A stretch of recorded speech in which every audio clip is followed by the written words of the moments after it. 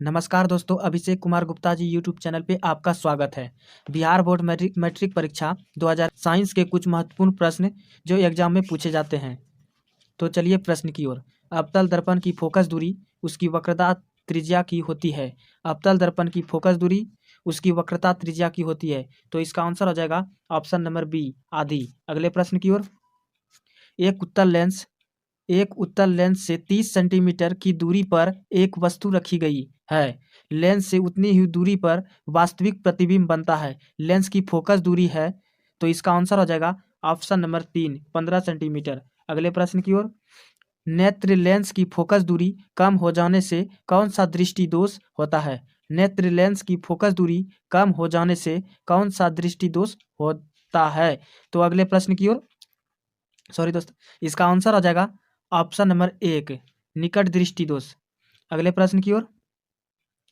लघुपथन के समय परिपथ में विद्युत धारा का मान लघुपथन के समय परिपथ में विद्युत धारा का मान, तो इसका आंसर हो जाएगा ऑप्शन नंबर 3, बहुत अधिक बढ़ जाता है। अगले प्रश्न की ओर। निम्नलिखित में कौन सा पद विद्युत परिपथ में विद्युत शक्ति को निरूपित नहीं करता है?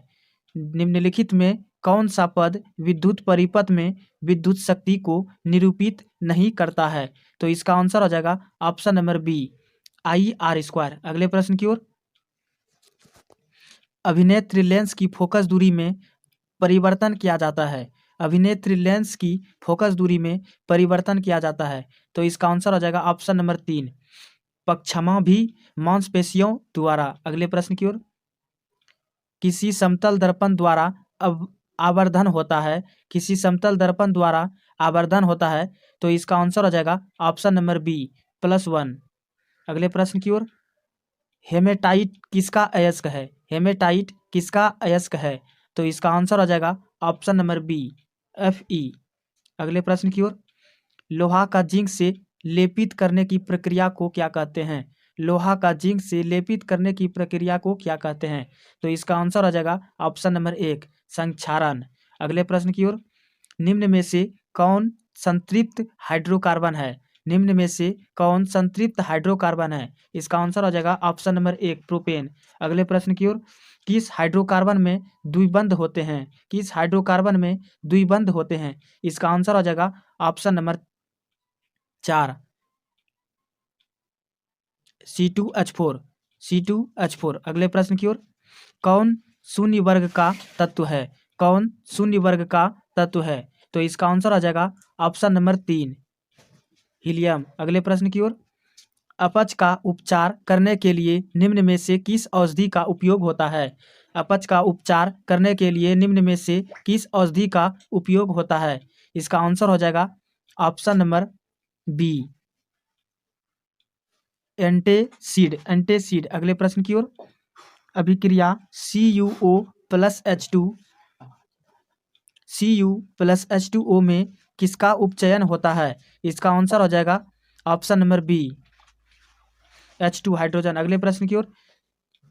इनमें से कौन प्रकाश संश्लेषी अंगक है? इनमें से कौन प्रकाश संश्लेषी अंगक है? इसका आंसर हो जाएगा ऑप्शन नंबर 1, हरित लवक। अगले प्रश्न की ओर।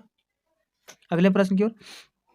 मनुष्य में नसिका, छिद्र, लैरिंक्स, ट्रेकिया तथा फेफड़ा मिलकर बनाते हैं।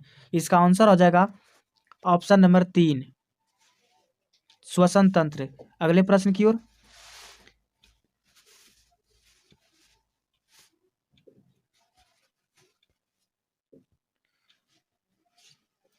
वैसापोषण, जिसमें जंतु अपना भोजन ठोस या तरल के रूप में लेता है, कहलाता है। तो इसका आंसर हो जाएगा ऑप्शन नंबर 1, प्राणी संपोषण। प्राणी संपोषण। अगले प्रश्न की ओर। इनमें कौन अलैंगिक जनन की विधि है? इनमें कौन अलैंगिक जनन की विधि है? तो इसका आंसर हो जाएगा ऑप्शन नंबर 4, इनमें सभी। अगले प्रश्न की ओर। निम्नलिखित में कौन एमिनो अम्ल के विखंडन से बनता है?